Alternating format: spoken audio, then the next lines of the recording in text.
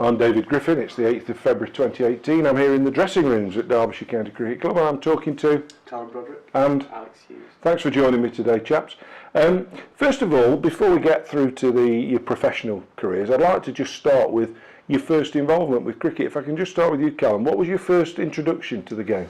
Well, it would have been just going to watch my dad play for a club side. That's how I got into it as a little kid, probably 5 or 6 years old, just playing by the boundary rope and learning off him. Which club was that? That was up in Durham. That was Sedgefield Cricket Club. Right. That's where I grew up from, sort of the ages 3 to 10, before I moved back down to Burton-on-Trent. It's a familiar story, actually, that cricketers, the first, particularly if they become first-class cricketers, it nearly always started with dad playing and you running around the boundary, sort of thing. Yeah.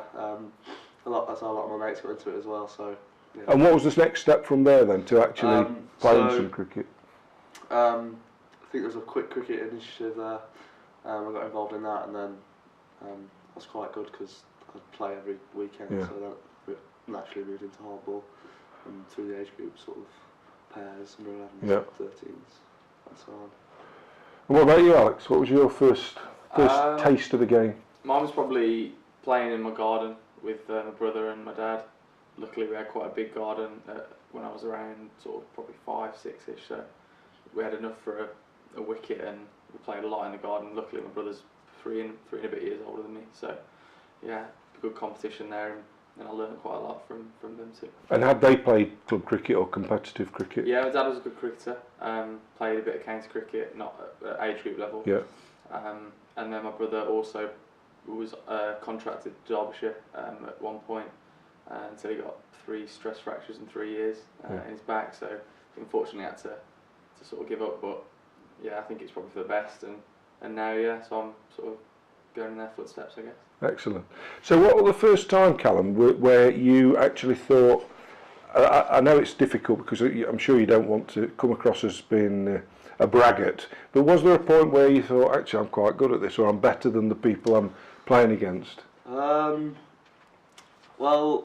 I think it was my first year at Derbyshire. I was playing the year above it. What age would you have been at this? I would have been 9. So really? Under 10s. We actually played Cheshire at Alderley Edge, which was a really nice ground, I seem to recall. And I scored 100 there.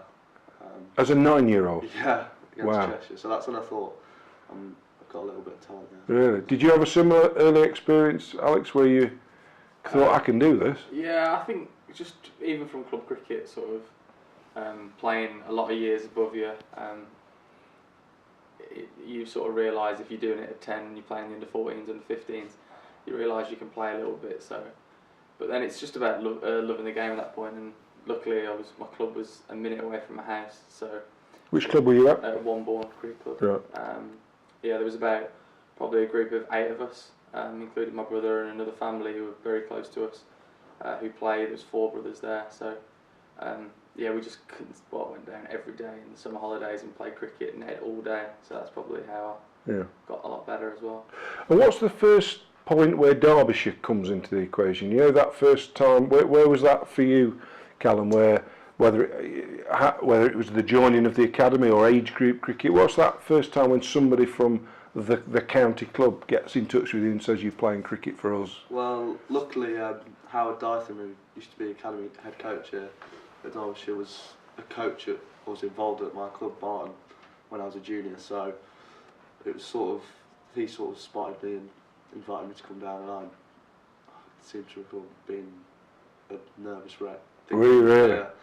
Thinking that everyone would be a million times better than me and make it and be rubbish. So what age would you be then? That was 9. Yeah, really?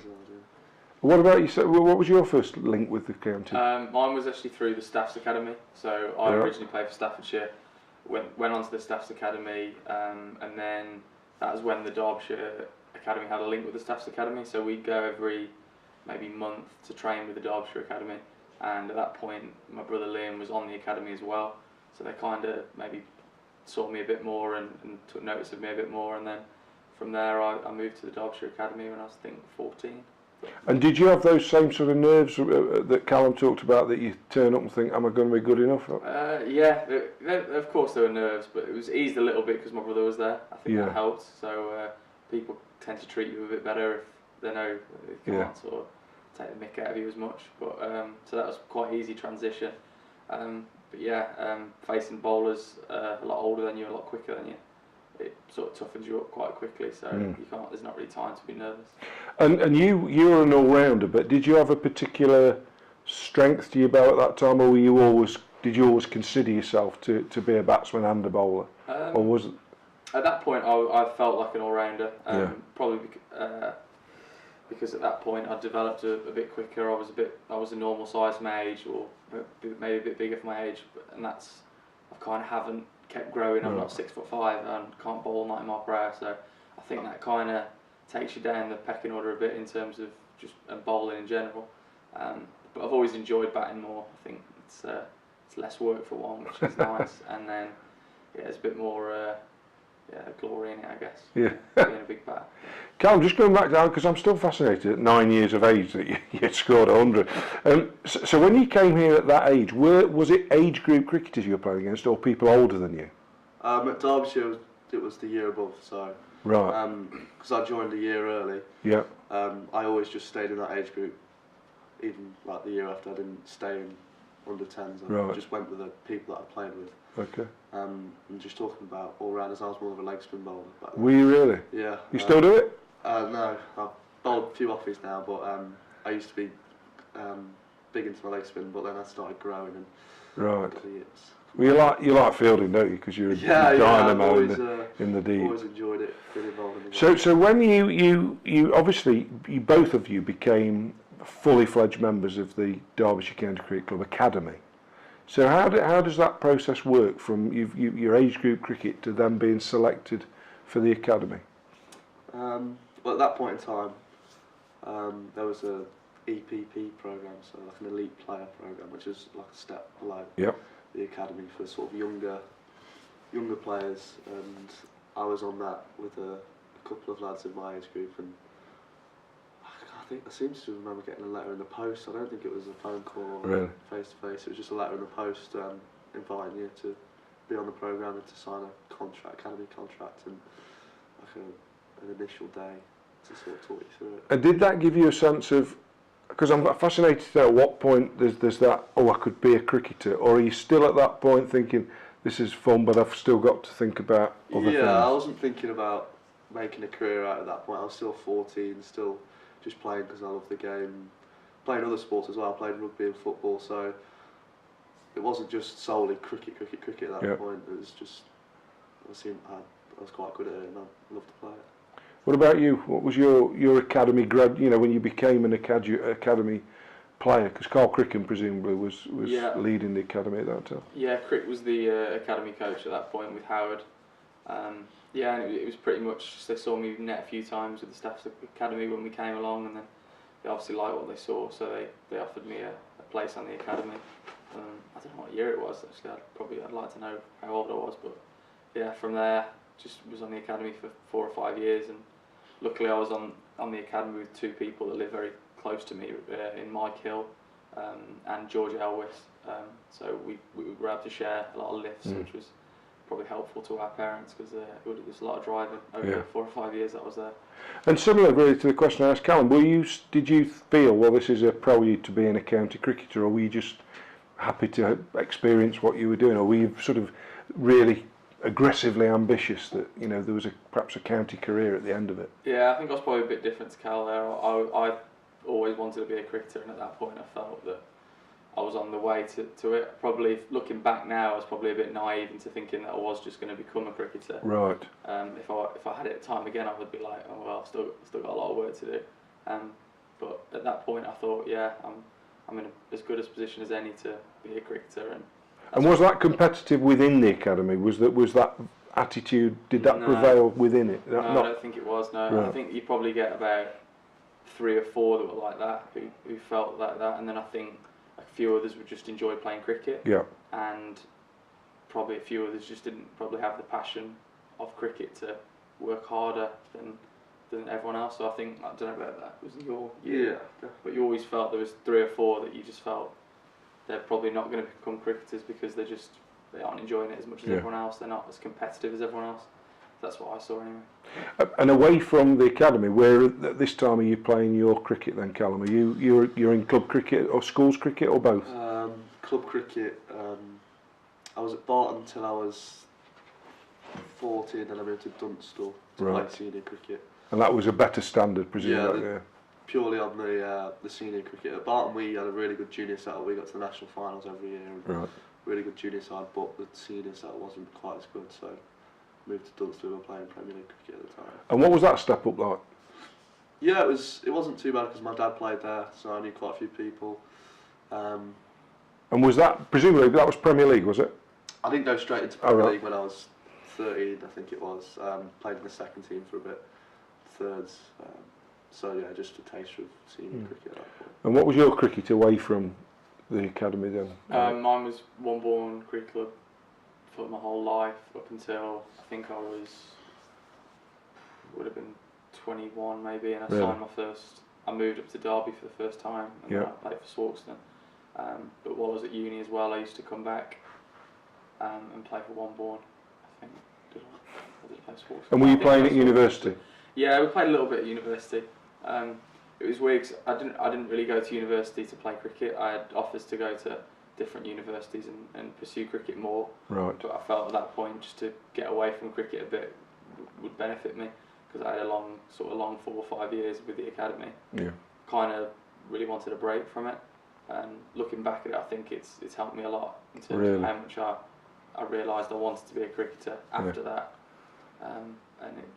So it was a good break for me, I think. What was the first time when you stepped up where you thought, this is a big step? You know, for example, a league game where you're up against a county bowler or something like that. Was there a time when you thought, there's a real step? It's a question for both of you. But do you recall that time? And did you meet that challenge? And how difficult was it to meet that challenge? Do you recall it? There's been a few. I remember one of my first second team games, and just walking into the second team changing room at that point. The squad was a lot different. There was a lot more experience, a lot more older players, probably coming to the end of their careers. So it was quite. I had to take a step back. So who was in there at that time? It'd be like Graham Wagg, Dan Birch, Tom Lungley, Ant Boter. I played a couple of games with Boats. So all very senior players. And it was quite intimidating compared to probably walking into the second team now, where you've got a lot of young players. It was quite hard to go into that. And were you coming up against anyone in particular that again you thought this is another step when you actually got out on the field? The first time that was probably when I played a first team game at Chesterfield and Mitchell Stark was playing. Right. Yeah. And he that would be interesting. And was bowling these big reverse swingers, and I'd never seen anything like that, Yeah. and I couldn't get near him. I just felt like, wow, this is literally another step. Yeah. But someone dropped me a square leg. You got through it. It's not out. And what about you, Callum? Was that similar? A similar experience? I was just going to say that before you guys put it in. First second team game. It was similar. Not. What age would you be? I think I was 15. Really? People around his age, so like, I don't think you were playing, but Ben Slater, Billy was playing. I can't remember who else, but quite a few of the squad that are the senior players now. That age gap when you're 15 to sort of 21, 22 seems massive at that point, doesn't it? Years later, it doesn't matter, but seems big. Who did you come up against on the field then in that introduction? I think we played the MCCU, so I can't remember, but you do realise that when you start playing second team, first team games, that you're coming up against players that like you see on TV and you watch, and I think that's where it hit me when I was sort of 15. Yeah. You know that this is serious. So what about ambition? At the time you're in the academy and you're playing some twos cricket, you're playing academy cricket, you're playing at your clubs. What's the nature of the ambition? I know you said you wanted to play county cricket, but what was your, you're looking for in the next, do you look for 2 years, 5 years, 10 years? What were you looking towards achieving? I think initially it's that first contract, and for me it was the summer contract because I chose to go to university. So to get that summer contract and they gave me a 3-year contract as well, so they trusted me throughout the university period. I was going to have a contract with Derbyshire, so that sort of gave me the confidence to think that they must think I'm decent again. So again, a lot of things come back to the confidence that Derbyshire gave me in terms of contracts and opportunities throughout my career, really. And presumably there's a step up there in things like fitness as well, not just your skills. Mm-hmm. Presumably you've got to start working, or were you always a fitness fanatic? I was very fit in the academy. I was always won the bleep tests and everything like that. Going to university probably held me back a couple of years in terms of my fitness stuff. Probably wasn't as professional or understood it as much because I hadn't been around the first team when I was 17, or like Callum has, so he probably understands it a bit better than I did back then. So it was a bit of a eye-opener when I used to come back from university and had to do, say, fitness tests with the first team, and yeah, they didn't go great, so a couple of dressings down. Who was beasting you then? Who was trying to do S&C? So yeah, he wasn't pretty happy with my my fitness state at university, but I think again I kind of needed that in a weird way just to get out of my system, and now I like to think I'm a lot more professional because of that, because I saw the unprofessional side of it, and now I can focus on it properly. What about you, Cal? Did you find that, because you were very young, which I'm fascinated by, that your debut in the second team, 15 years old, how did you find from a physical perspective? Yeah, I'd always been sort of naturally fit, playing a number of different sports as a kid, but you do see, even now I'm not one of the strongest in the squad, so I did see a massive gap between me and some of the older players in strength, and that's something I've been working on this winter, just to try and get a bit stronger. Was it mentally tougher, mentally tiring, to a longer formatted game, and it's a job now rather than something you just do for fun? It's something that it's real. Was it mentally tough? Well, yeah, you see, like, the way you go about a game in the second team and the first team is completely different to club cricket. The tactics involved, the way you batted especially.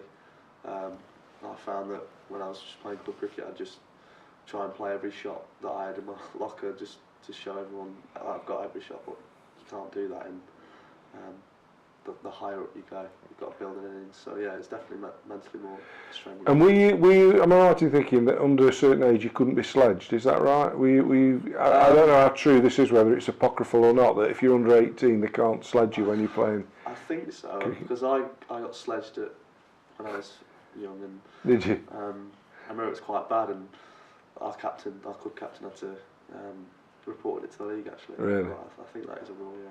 Anybody ever dare sledge you? Yeah, I got sledged quite a lot in the Birmingham League, which I don't see anything wrong with it. I think as long as it doesn't get personal. Yeah.